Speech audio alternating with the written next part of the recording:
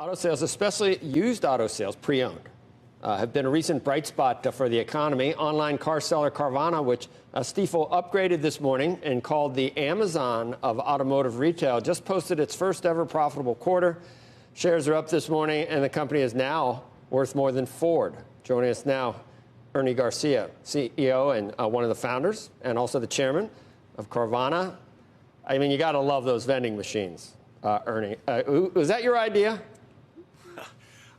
There are a lot of members of the team that I think helped chip in on that idea, but it's basically a way for us to give customers a great experience and spend some normal marketing dollars on an experience that customers can enjoy. So they're pretty fun.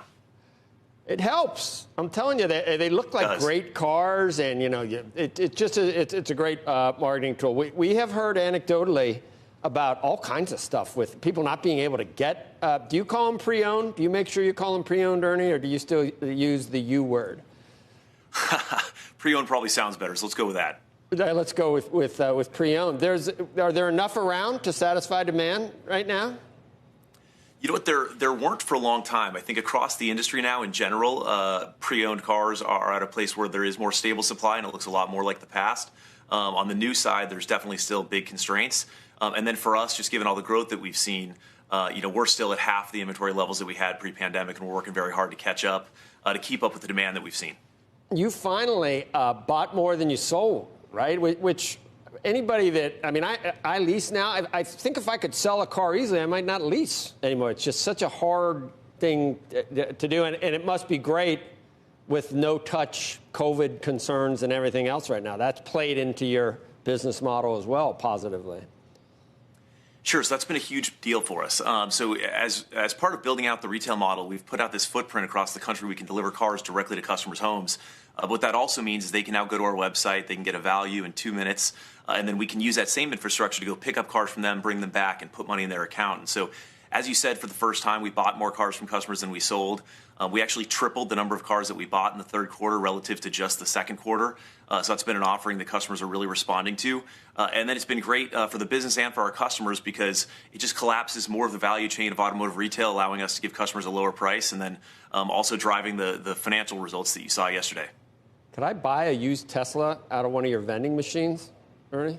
You could, and that would be the future meeting the future.